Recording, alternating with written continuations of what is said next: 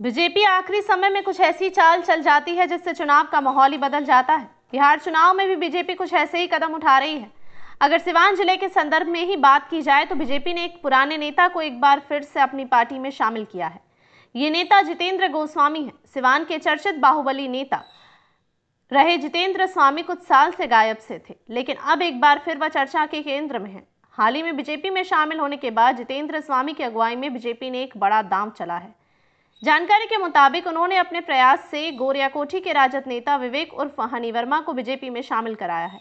इस वजह से गोरियाकोठी के सारे चुनावी समीकरण उलट पलट गए हैं।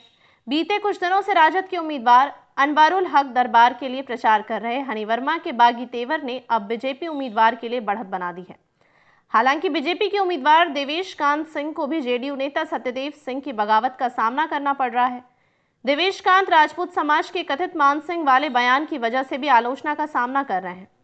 वहीं राजद के अनवारुल हक को हनी वर्मा की बगावत का सामना तो करना पड़ा है, लेकिन उन्हें विपिन कुशवाहा और सत्यदेव सिंह जैसे लोकल नेताओं का समर्थन मिल रहा है। इस सब के बावजूद जितेंद्र स्वामी की ओर से हनी वर्मा के लिए किए गए प्रयास ने गोरियाकोठी की लड़ाई दिलचस्प कर दी है। पूर्व राजद नेता नूतन वर्मा के बेटे हनी युवाओं में काफी लोकप्रिय हो रहे हैं। अगर जितेंद्र स्वामी की बात करें तो वह बीजेपी से कई बार बाहर और भीतर हुए हैं। वह 2020 के विधानसभा चुनाव में दरौंदा से अपने भाई और निर्दलीय उम्मीदवार के लिए प्रचार कर रहे थे। इस वजह से दरौंदा के तब के उम्मीदवार व्यास सिंह को काफी परेशानी हुई। हालांकि व्यास सिंह को चुनाव में जीत मिली थी। तमाम सियासी विवाद और अड़चनों के बाद भी जितेंद्र स्वामी का इलाके में अपना दबदबा है। उनके पिता उमाशंकर सिंह सिवान में समाजवाद के आखिरी बरगद थे। राजनीति में उमाशंकर सिंह का कद इतना बड़ा था कि वह विभिन्न दलों की टिकट पर साल 2005 तक 5 बार विधायक रहे।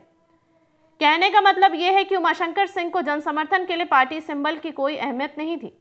उन्होंने 2009 के लोकसभा चुनाव में महाराजगंज सीट से जीत हासिल कर इस तथ्य को और मजबूत ही किया। इस चुनाव में उन्होंने जेडीयू के प्रभुनाथ सिंह को शिकस्त दी थी। हालांकि बीमारी की वजह से उमाशंकर सिंह का कार्यकाल पूरा करने से पहले ही निधन हो गया। इसके बाद उमाशंकर सिंह के बेटे जितेंद्र स्वामी ने भी राजनीति में कदम रखा। पिता से सियासत का ककहारा सीखने वाले जितेंद्र स्वामी ने बेहद कम समय में लोकप्रियता हासिल की। आज किसी पद पर नहीं रहते हुए भी जितेंद्र स्वामी सिवान एनडीए के कद्दावर नेता माने जाते हैं। बता दें कि एक बार फिर 2025 में दरौंदा विधानसभा सीट से बीजेपी ने करणजीत उर्फ व्यास सिंह को टिकट दिया है। व्यास सिंह ने पहली बार इस सीट पर अक्षय सिंह को हराकर निर्दलीय जीत हासिल की थी। इसके बाद 2020 में भी वह जीते। अब 2025 के चुनाव पर हर किसी की निगाहें हैं। इस बार अच्छी बात है कि व्यास सिंह को अजय सिंह के अलावा जितेंद्र स्वामी का भी समर्थन मिल रहा है।